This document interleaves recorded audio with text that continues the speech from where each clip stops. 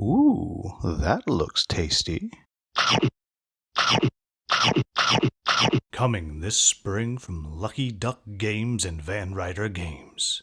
Co-starring Kurt Russell as Jeff Bridges, playing the Dude, playing Winter Mullins.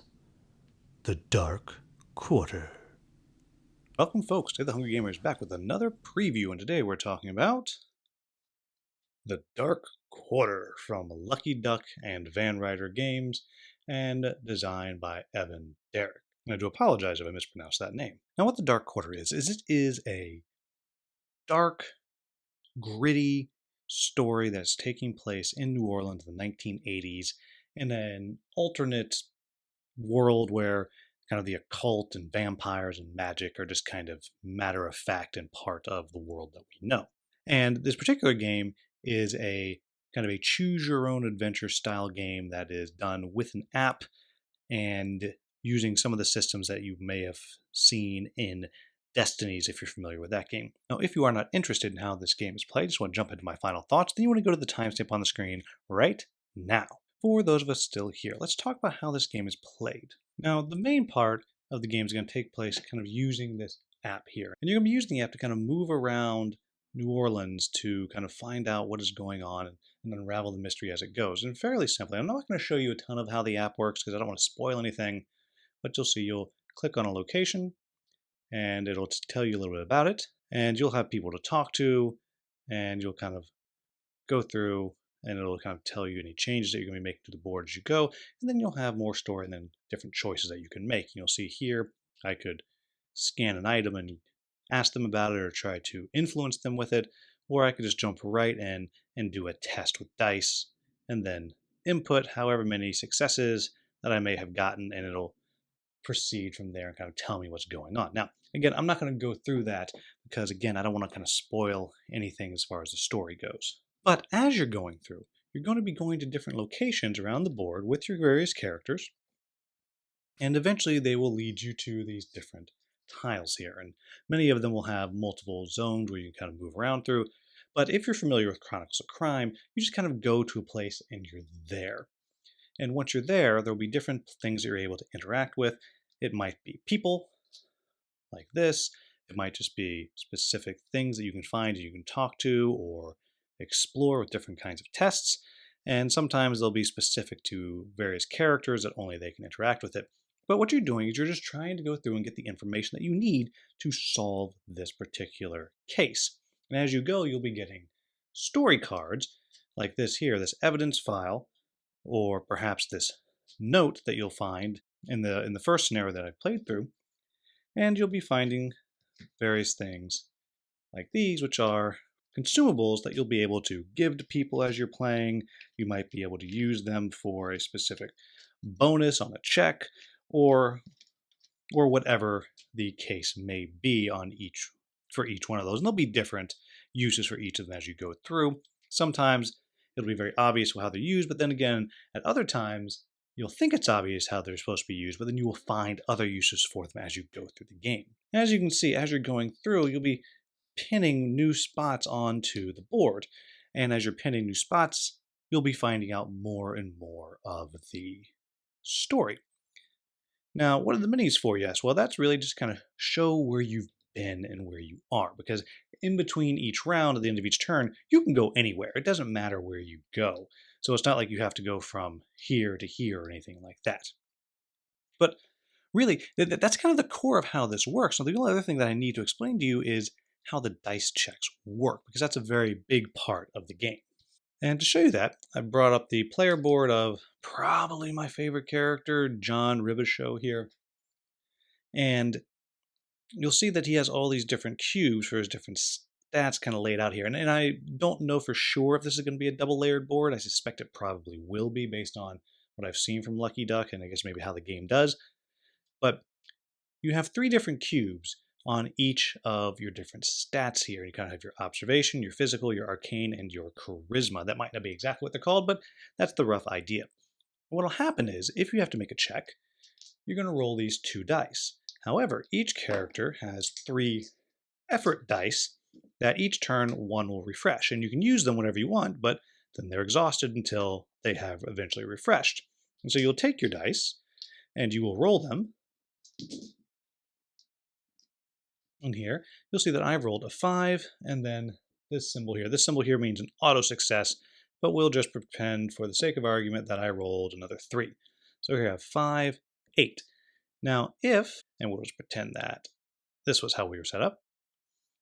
Now if I was doing this observation, I would have 1, 2, 3 successes because I got up to 8. However, if it was a physical test, I would only have 2 successes. Whereas if it was like this down here for the charisma, I would only have gotten 1 success based on that.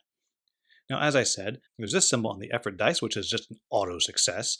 So if I'd rolled an 8 plus one of these, for up here, I would actually have 4 successes. And then there's the star here, which is a 0, but there is often abilities that you may have unlocked that will give you bonuses for those stars. In this case, for Pugilist, if I was doing a physical, I would actually turn that into a 1, take one of my exhausted effort dice, and roll that and add it to my pool. Now, as you can also see, each character has different abilities, and you'll start the game with 1, and as you go through, you'll succeed in various ways, and you'll be finding experience. And you're going to be able to use that experience to unlock more abilities, and also to move these cubes down the board to make it easier for you to succeed on your various checks that you are doing. And I should also point out that sometimes when you fail checks, you'll be hurt, you'll be damaged or whatnot, and you'll actually move them up as well. But really, that's it. That's how this game works. And you're going to play through until you have succeeded or failed at the mission, and then you'll move on to the next one. So what do I like about this game? The first thing I'll say is I think what they've done here is something that I wish that they had done with Destinies. And if you've watched my other videos, you know that I overall enjoy Destinies. I think it's a fun game, but what I like the most about it is the kind of the dice play and how that works. And the rest of it I thought was good. What I think Dark Quarter has done is it has taken that same structure from Destinies that overall I liked. I liked the way the exploration worked. I liked the way the story worked. And it feels to me like they've leaned a little harder into the choose your own adventure style, and at the same time they have kind of mixed it a little more with Chronicles of Crime. Now, I don't know percentage-wise if that's right, but it feels that way. It feels more like that because it has the location that you kind of can go back to get information very easily. You're able to just kind of go wherever you want rather than just bounce tile to tile to tile. And I think that just works a lot better.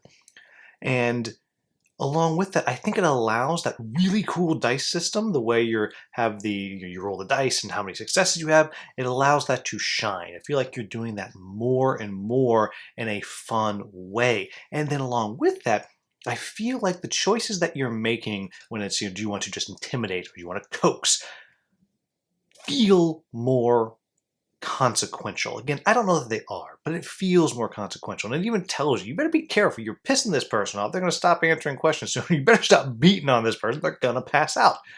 And it just has these consequences that you go through and you feel more connected to it. Now, the reason why I feel like you feel more connected to it is I think the story is really engaging. I really want to know what's going to happen, and far more than I ever did in Destinies. And again, go watch my videos on Destinies. I enjoyed Destinies. But here, the story is so gripping. The theme is so well done, down to the music that they have in there, though I wish there was a little more music, to the character design, the way the characters operate, the text in the story is really good, even down to when you're scanning, it kind of gives it a little sepia tone or something, so it just kind of has that old vibe that kind of matches the aesthetic of this game.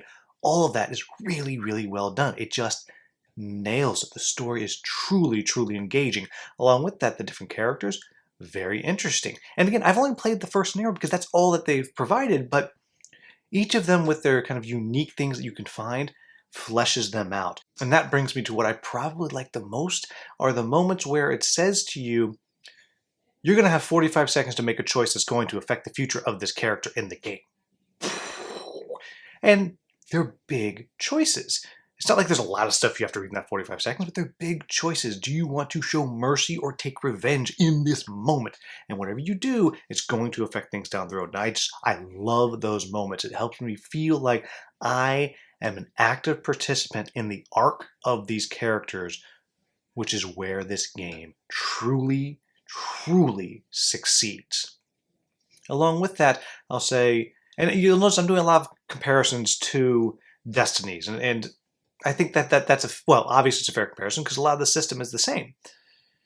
In Destinies, one of my quibbles was that you could easily play the game without using the cards and the minis and all of that. In fact, that's how I played the game. I didn't use it. I didn't need it. I found it more than I wanted to do. Now, you can do that again here if you want, but I don't want to.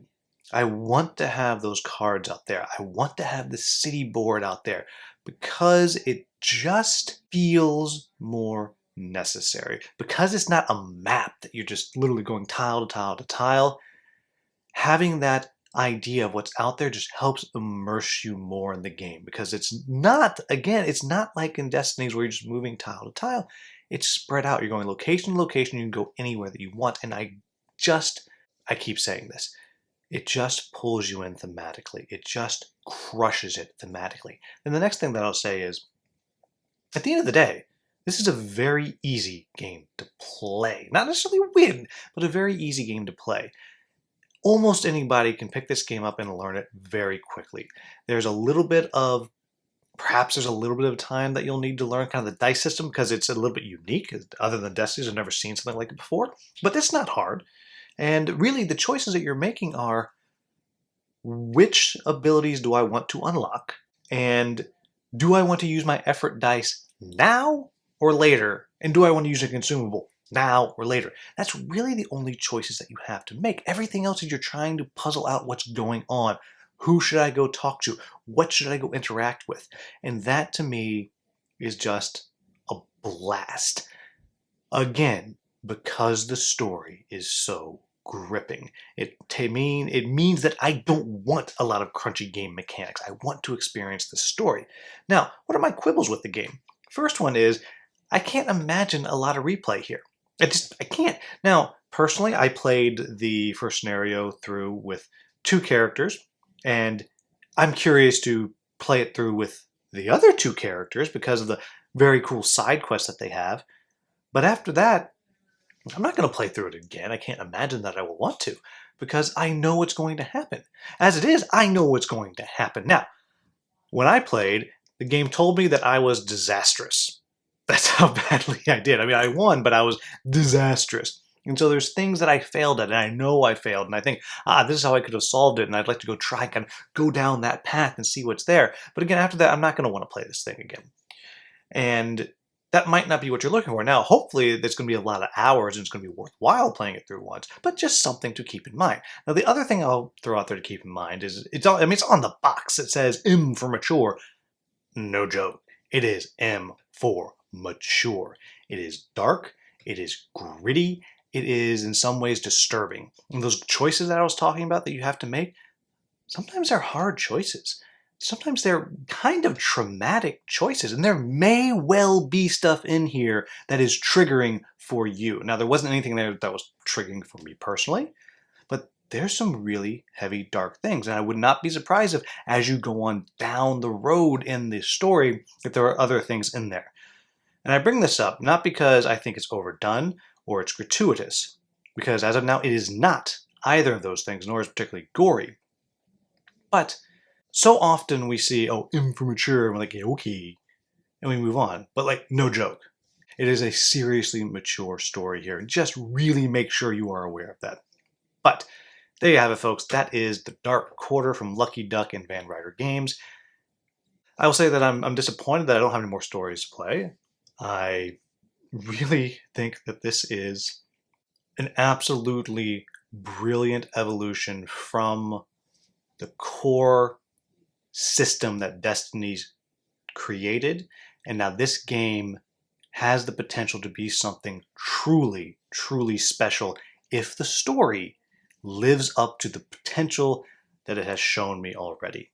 So, There you have it, folks. That is The Dark Quarter from Lucky Duck Games and Van Ryder Games. As always, if I've made any mistakes in the rules overview, please let me know in the comments with the timestamp so I can get that into the Klingon subtitles. If you found this video useful, please like, subscribe, and share. Thank you so much for watching. Have a wonderful, wonderful day.